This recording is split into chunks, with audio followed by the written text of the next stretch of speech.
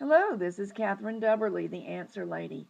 I'm a big fan of Kiss Looms. I greatly enjoy mine, and I am cooperating with Kelly at Kiss Looms to make you a playlist of all the basic techniques that you might ever want to know on all of the looms. So welcome and enjoy. Let's do a row of purl stitches on our FG0 loom.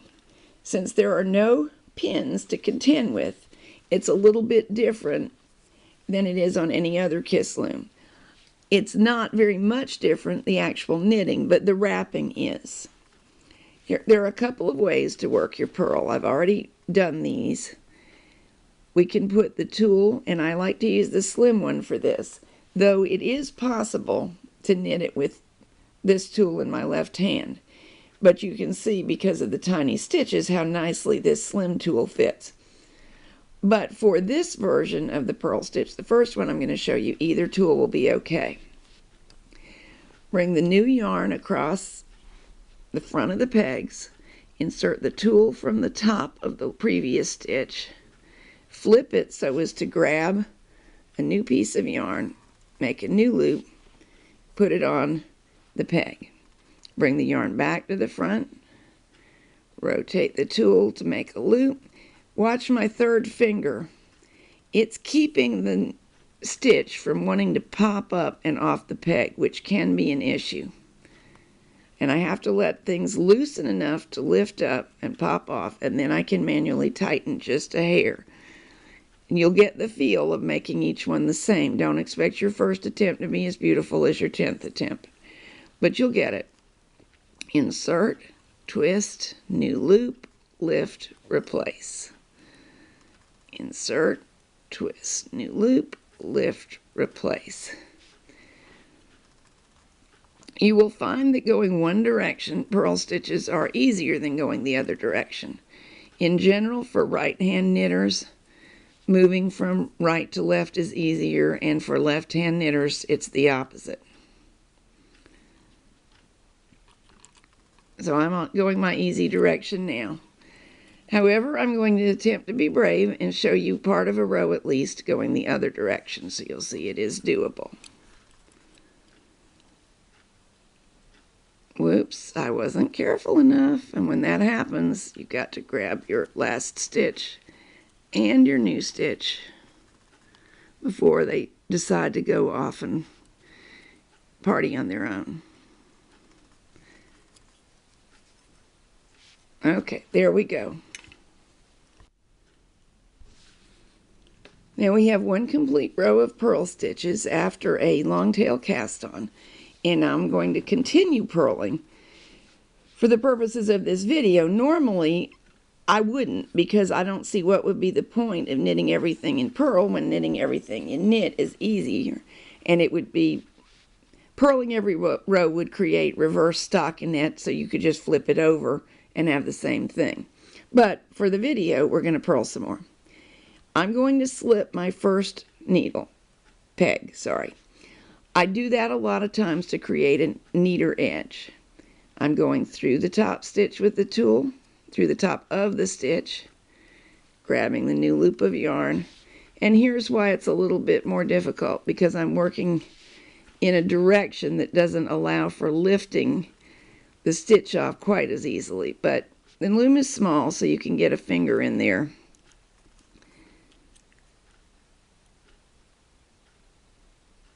All right, let's now try the alternate method of purling.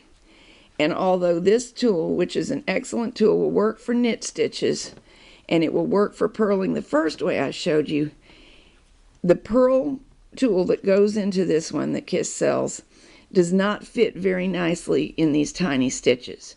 This is the tool that comes with a Kiss loom. I've altered mine a little bit, and this one fits much better if you wish to use a purling hook.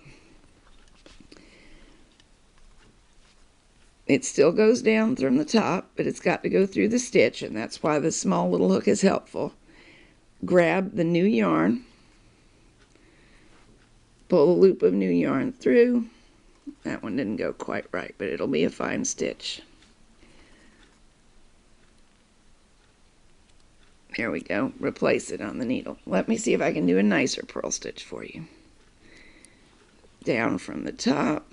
No twisting this time, because the tool grabs the loop because it's already bent. You don't have to bend your wrist.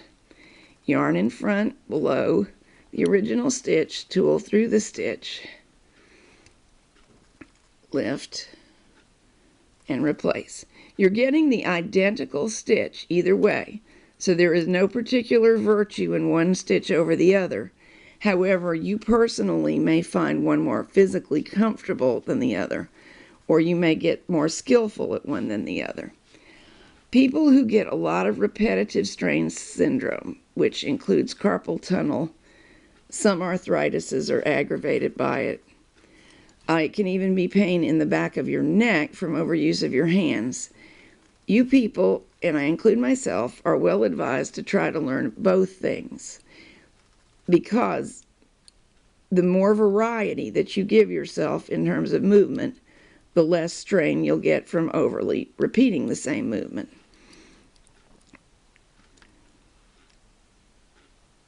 There we go. I'm going to get to the end of the row, and then we're going to knit back using this method for a few stitches so that you see it going the other direction.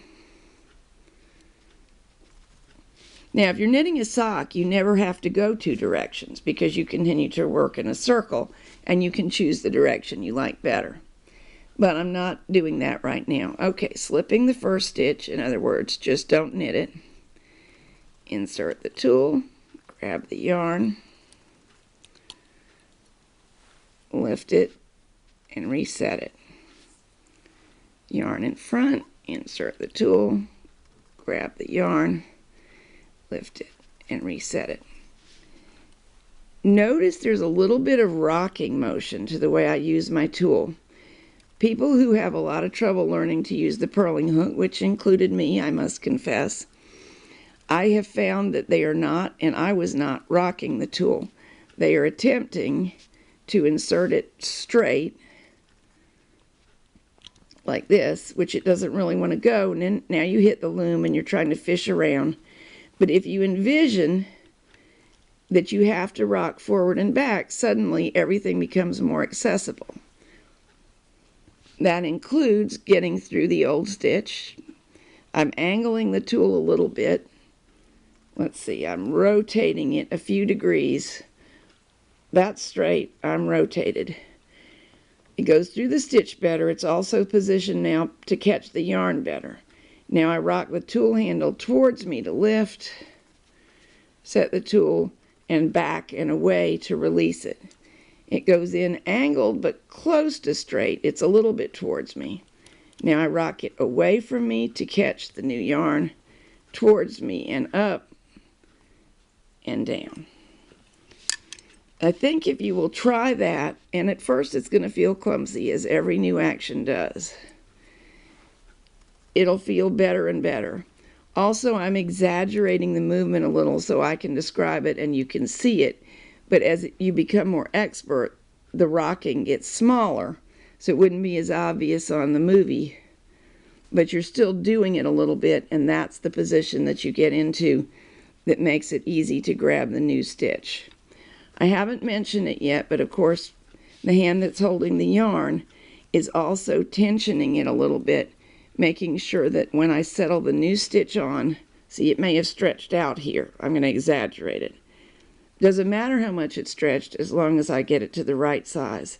And tugging each one to the exact size, tugging's an exaggeration, but adjusting each one to the exact same size as its neighbors is how you get a smooth, even piece of knitting. It sounds like it would be hard, but your hand just learns the tension.